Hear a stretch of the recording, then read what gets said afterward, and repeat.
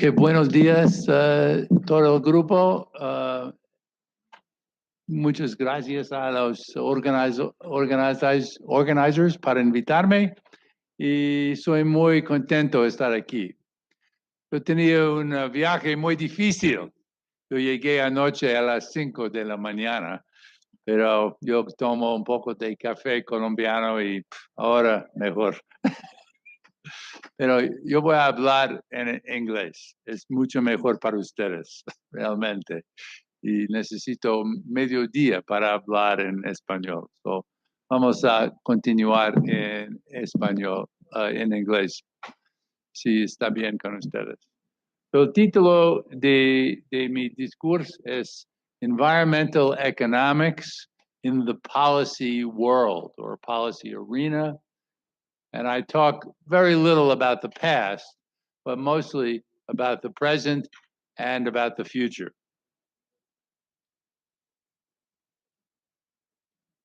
Okay. So, atrás. Okay. Yo voy a hablar de 5 sujetos, ¿no? Un poco historia de la economía en environmental decisions, then a little bit on Colombia and Bogota, but I am not an expert, of course, on Bogota. And then I want to move into some of the core economic analysis. And I will present some work that's been done by the International Monetary Fund that I think is quite relevant and interesting for Colombia, as well as some other countries. I'll also very briefly mention some new developments in Medellin, but we have an expert here on Medellin who will be speaking later on, so I will not steal his thunder. And then I want to talk a little bit about some new developments in the field of benefit cost analysis. And there are several topics, including some of the new steps that the Trump administration is taking in America, which in fact are quite controversial, and which, as you'll hear me describe them, there is much resistance, not just among the NGO community, but there is resistance among the economics community as well. And I will describe all that to you. Okay, next slide, please. So I'm sorry, only you skipped one. Yes, okay.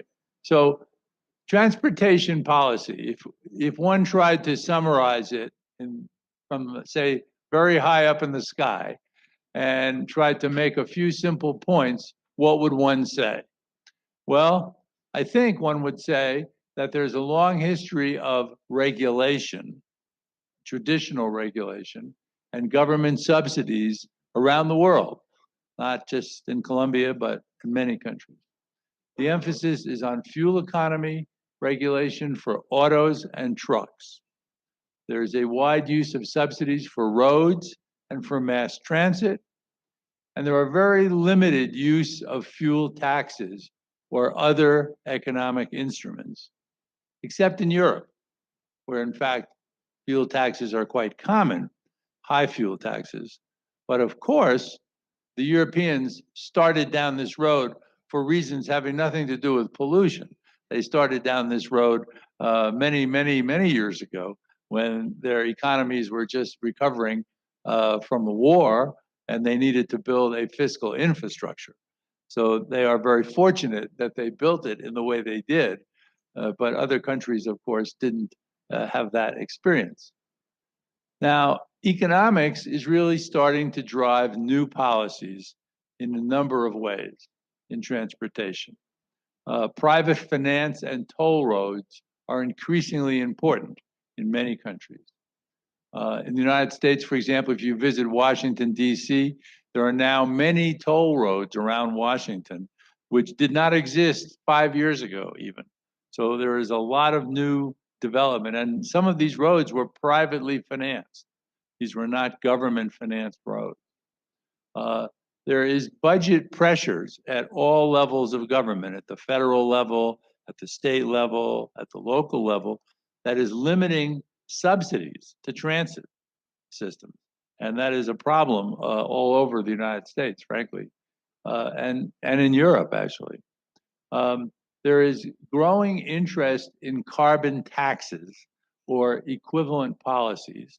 And in Colombia, of course, you have taken an initial step. And local communities, local areas are taking the lead on new policy initiatives. It's not simply a top-down world. It's very much a bottom-up world. And if your early speaker mentioned London, and of course they have a congestion pricing system in London that is quite effective. I was there recently, and it has radically changed the use of the automobile in London. There are scrappage incentives in many cities, scrappage of old cars and old buses.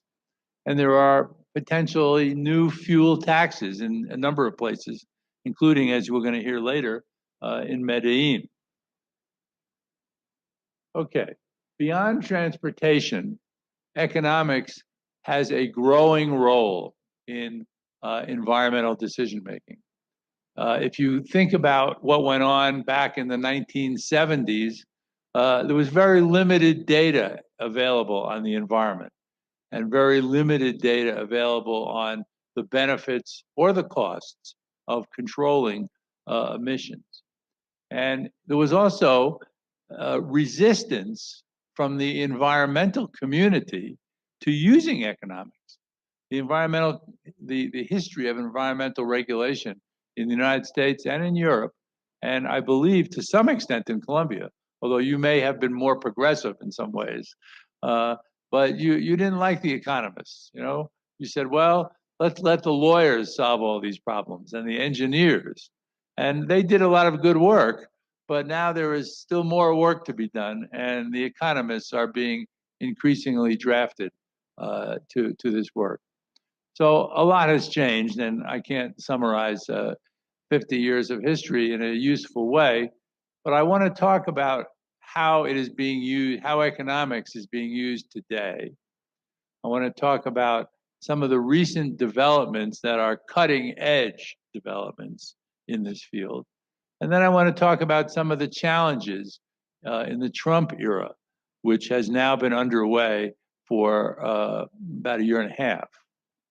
So that's the topics I hope to cover today. And I will try to do it quickly, but rapidly enough so that people can understand.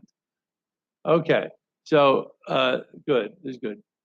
You were very progressive in including the polluter pays principle in your 1974 legislation. You established tasas retributivas, which are now used in the water field. You have a split between national and regional authorities, and that's very similar to countries around the world. Certainly in the United States, we have a split between national and state authorities and local authorities.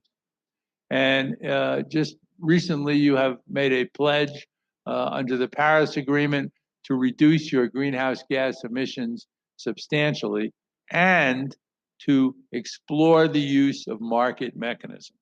These are very significant points. And as I mentioned, you introduced an initial tax back in 2017.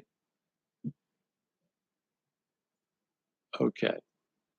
So here in Bogota, there is good news and bad news. Okay.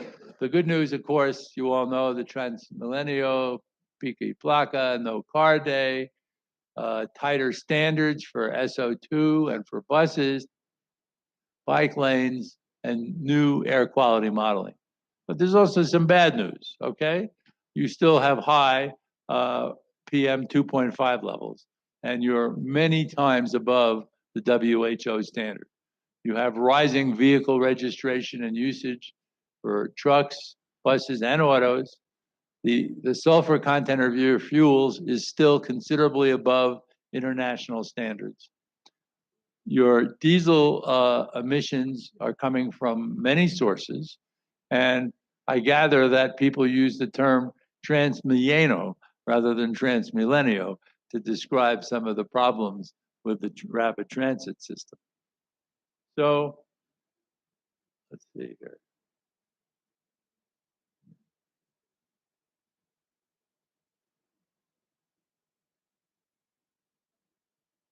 Pointed where? Here? Okay. Not working. Help me out here.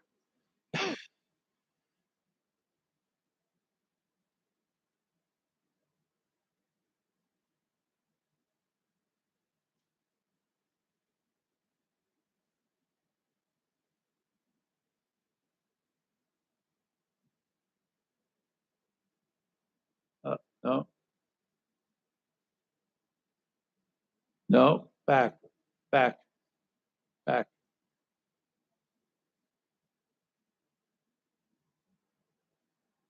back. Can you go back? Antes. No. Okay, there's some problem. There we go. Okay. There is growing interest in what we call environmental or corrective taxes. And this is based on widely accepted economic principles. And the idea is quite simple. Taxes on fossil fuels should be set at a level such that prices, energy prices, reflect the damages that they cause. And these are considered externalities.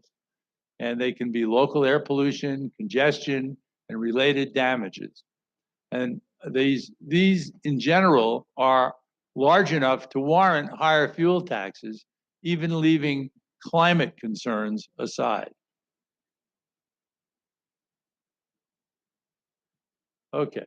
In fact, revenues in OECD countries from environmentally related taxes are substantial in some countries. The average, as you can see, is about 6% of total revenues. This is for OECD countries back in 2008. Unfortunately, Colombia is not on this list, and most of these are European countries. And of course, the United States is down there on the left side, the very end, at about 3%. Okay, but there is quite an array when you look across different nations. Okay, the next slide, please. Yes.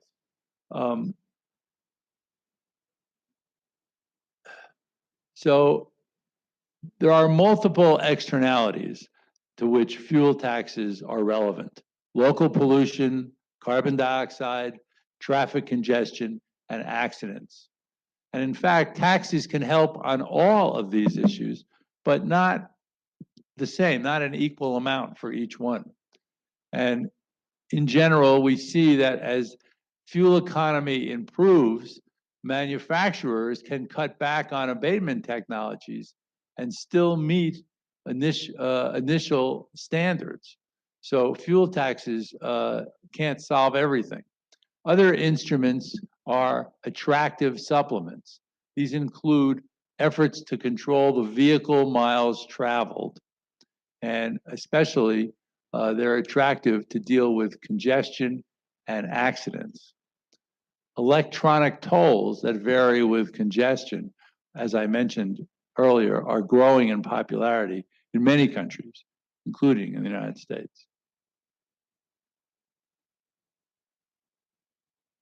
Okay, the next page, next one, please. So there are certain basic principles of environmental taxation. I'll just mention a few of them and say that taxes are often preferred to traditional, we call them command and control, or traditional regulatory instruments. And the reason is that you can exploit a broader set of emission reduction opportunities. And a uniform price can equate the abatement costs across different sectors, firms, households, and thereby promote efficiency. Productive use of the revenues is an important thing to think about, an important piece of the puzzle. Empirical research is needed on the size of these local externalities and the damages. And in fact, cap and trade can be quite similar to taxes, and I'll skip these details at the moment. The next page. Now, local pollution damages can in fact be measured, and there are typically 3 steps involved. The first is to link emission reductions to air quality improvements. The second is to estimate the human health effects based on dose-response relationships and other, which you can use for mortality and morbidity, as well as other physical effects. And the third step is to monetize these things, is to turn these physical outcomes, the reductions in mortality and morbidity, to turn that into dollars. And this is often the most controversial step. Now, there are uncertainties in this whole process. We don't want to pretend that the uncertainties do not exist, but we don't want to be paralyzed by the uncertainties either. So there is a balance that we need to do our best analysis and then point out the uncertainties, but then continue to proceed with the work. So the next page just mentions that there's a lot of work been done on methodologies to value health impacts. In the next page, I've put together this simple little table which shows how different countries have different values of statistical lives. This is a work that was put together by the World Bank. And what you see is that Colombia is down near the lower end at about $1 million per life saved, okay? But some other countries are higher. Canada is certainly higher, the UK is higher, and the US is a lot higher. But among Latin American countries, Colombia is sort of in the general range of other large countries like Mexico. Okay, the next page. Good.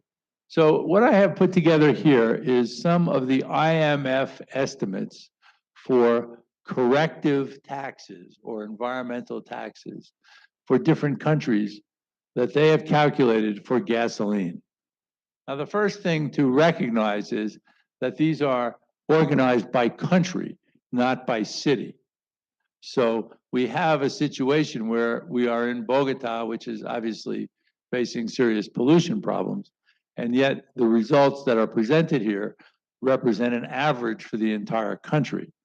And as such, this might be slightly misleading.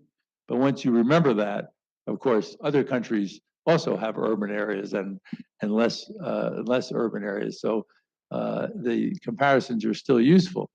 And what you see on the first chart on the left is that among the countries listed here, which includes Chile, Brazil, the US, and Mexico, Colombia has the highest need for corrective taxes, okay? And it's about 50% higher or so than Chile and considerably higher than the other countries. If you turn to the right side of the chart, you see that diesel is also higher, but not that much higher, okay? The diesel damages are higher in all countries, not simply in Colombia. The next chart actually breaks down these numbers into the 4 categories that I mentioned earlier, which includes, of course, carbon, local air pollution, congestion, and accidents. And these differences are kind of interesting, I think. So if you look at the 4 graphs at the same time, we have Mexico and the US across the top, and Brazil and Colombia across the bottom. And what you see is that for gasoline, all 4 of these relate to gasoline. You see that each country has the same number for carbon because a ton of carbon emitted anywhere has equal damages. We know that. However, there are quite different results for several of the other elements. Local air pollution is a little bit different, okay? But the biggest differences are actually for congestion and for accidents. And what you see is that Colombia is, of course, the highest for accidents. And interestingly, the US is the highest for congestion. So these are quite interesting, I find. We take the next page. These are for diesel. And here you have a somewhat different set of outcomes. Here you see that if you look at Colombia on the lower right-hand side, you see that Colombia has the highest level of damages or need for corrective taxes for diesel of any of these countries. Okay, and it is not so high for the other ones. So there are important differences. But again, this is not the urban pollution. This is national pollution. So it may be slightly misleading. Okay, the next chart, please. Now, I mentioned that there is some very exciting work done in Medellin, which Guillermo Rudas is going to discuss today. I am not going to go through it, obviously, to what he will, but he has gone through very carefully and developed baselines, and he's estimated the health effects and other impacts. He's monetized the damages. He's identified policy options. He's modeled the benefits of alternative policies. He's estimated the costs. He's compared benefits and costs and analyzed the cost effectiveness of different policies, and he's developed clear recommendations. So his work is very important for understanding what the prospects are for Medellin, and I'm sure he will describe it to us in some detail. Now, there are some new developments going on around the world that I want to talk about briefly. I want to focus on two developments before I turn to the actions that the Trump administration is taking.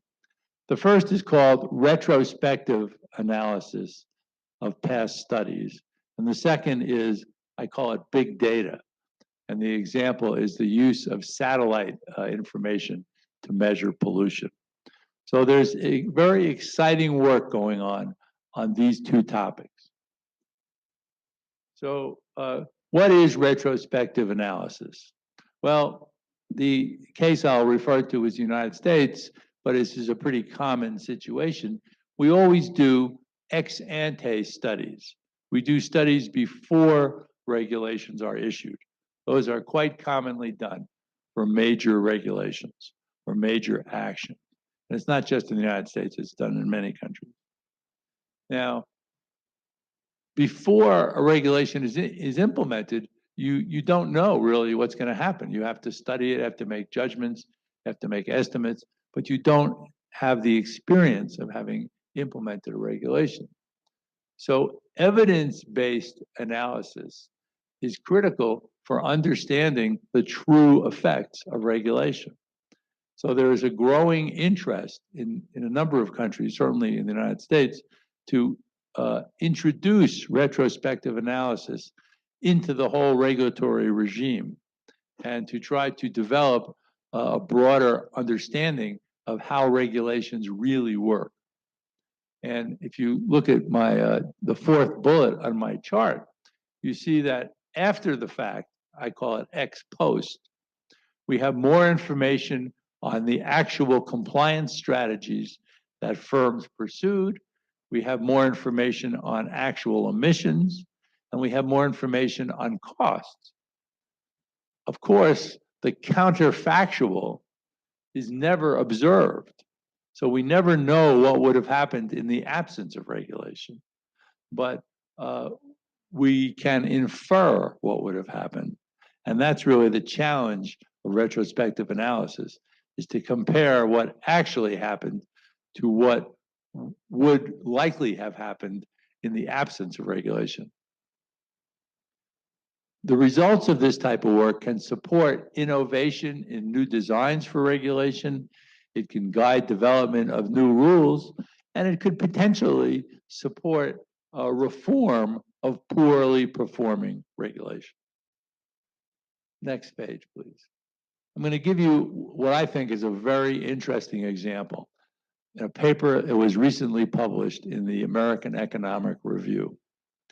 And in the United States, there was, for about 5 years, there operated a program to control seasonal NOx emissions. And it was referred to as the NOx budget program. It operated along the East Coast in 19 eastern states during the summer ozone season. And the program covered 2,500 electric power plants and some industrial boilers. And Deschênes, Greenstone, and Shapiro, in this fabulous article,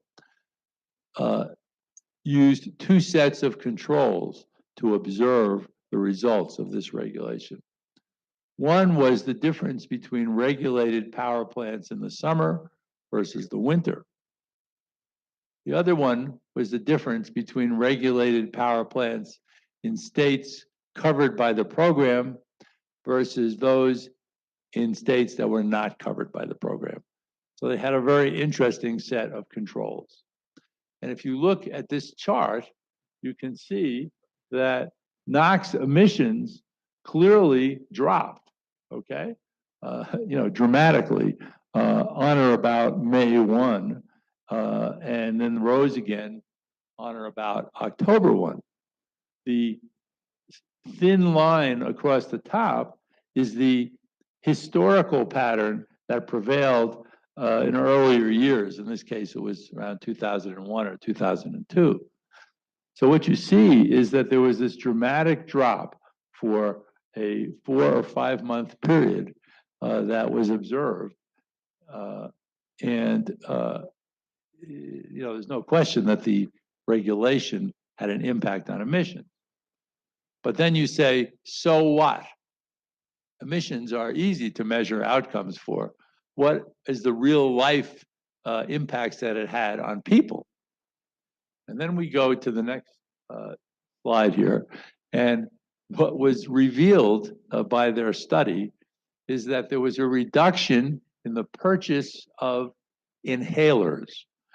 People who suffer from asthma often use inhalers. I'm sure you've seen people use these things, okay? Well, this study measured the actual drop in the sale of these inhalers, and the population that was covered by this rule saved $800 million, okay, in expenditures that they would have had for inhalers as a result of this rule. And interestingly, $800 million was almost as large as the entire cost of the program. And they actually measured these savings. And of course, they also found, as would have been predicted easily, a reduction in mortality. This is quite apart from the reduction in the sales of these inhalers.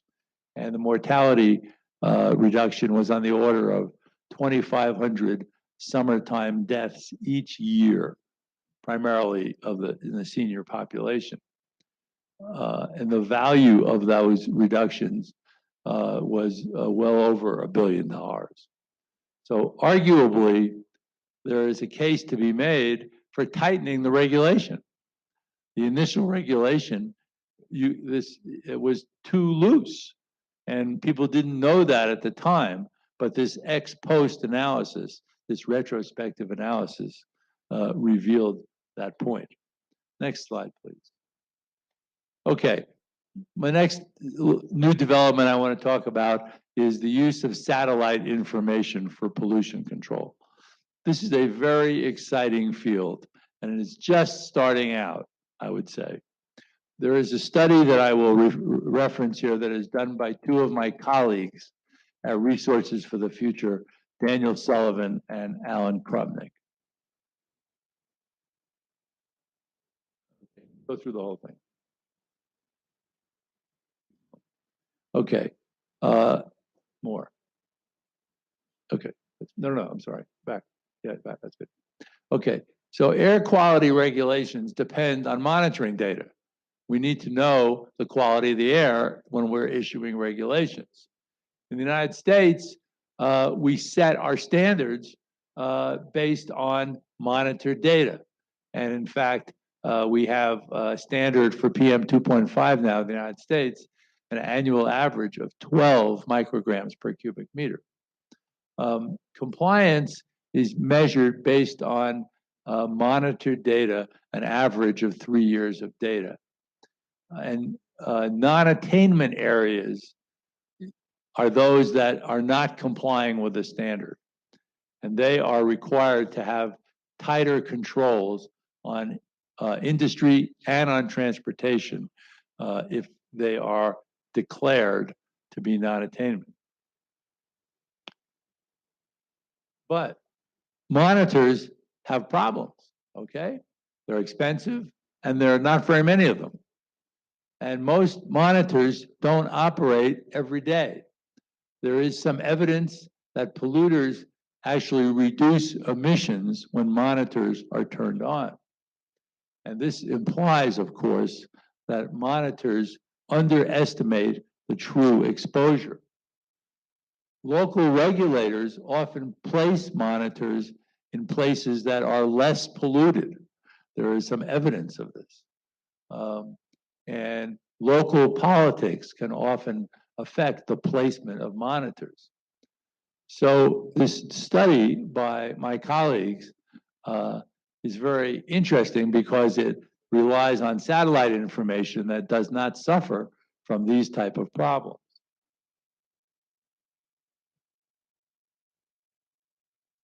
Okay, so satellite data can fill some of the gaps and overcome some of the problems that fixed ground-based monitors can have. And there are a number of technical issues here. I'm not going to go through them, but I want to present some results in the next slide. So even though there are some technical issues, this slide presents the results between the satellite data on the vertical and the ground-based monitors on the horizontal. And what you can see is that there's a pretty good matchup here. So they're not perfect, but they're pretty close. Okay, moving on here. My colleagues have estimated the population in the United States that is above the official standard. And the red line shows how that number has come way down over the last decade. That's good news. But that little line up in the corner, okay, to the right, shows that in fact, when you use the monitored data, it's not nearly as low as people thought. So the monitored data reveals that there's a lot more exposure to high PM 2.5 levels than the ground level data demonstrates. This chart reveals what additional areas in the United States would be called non-attainment if you used satellite data. And what you see is, of course, Southern California there, which includes Los Angeles and San Diego, which is a huge population. And then you see in the Midwest, a number of cities around Chicago and other places. So these are very populous areas. Turning to the mortality benefits of proper classification are huge, okay? My colleagues show that if we used satellite data that they have used in their study, we would find that there would be, and if we brought those areas down to the attainment level, we would see 3,300 fewer deaths per year and over $30 billion in welfare benefits. And their conclusions, I'll just point them out to you quickly, is that satellite data is potentially a very powerful tool. And the potential demonstration of areas that are either misclassified or underreported is fairly substantial. And I think this is going to be a new wave of research. Now you're standing up here because you want me to finish, right? Yes, as soon as possible. Can I have like 3 minutes more? Yes, sure. Okay. Let me say a couple of things about the Trump administration, because I know a lot of people are interested in that. Okay, there's too much here to cover all these points. But let me just say that what the Trump administration is trying to do is to roll back some major regulations. One of them is the fuel economy standards for new cars. That's not going to affect current cars, but it's going to affect the standards that would come into effect I believe it's in the 2020 to 2025 period. He's trying to roll back what we call the Clean Power Plan, which would reduce CO2 emissions from power plants. And he's also trying to change some of the way we do economic analysis of regulation. And this is the part that the economics community in the United States is pushing back on very hard. And we have a formal process that we go through, and you're gonna hear a lot more about this. But I'll just mention a couple of points. Number one, there's something called ancillary benefits or co-benefits. I'm sure you've heard that term. And it refers to the gains that you get from controlling a particular pollutant beyond the ones you intended. So you may control, for example, mercury from power plants, but in doing so, you will reduce the emissions of PM 2.5. That would be considered an ancillary benefit. And in fact, those ancillary benefits are huge, at least in the United States, and they can drive regulations in important ways.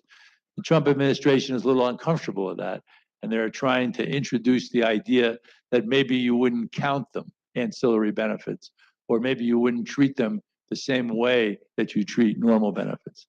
The economics community is very upset about that, and there is a huge pushback. The other final topic I'll mention concerns the social cost of carbon, which is an important element in calculating CO2 benefits, obviously. It is the measure of CO2 benefits. And under the Obama administration and under UN studies and others, the numbers that we've come out with are on the order, the central estimate for 2020 is about $45 a ton. Under the adjustments that the Trump administration is proposing, they would increase the discount rate dramatically to 7% from 3%. And they would focus only on domestic as opposed to international benefits.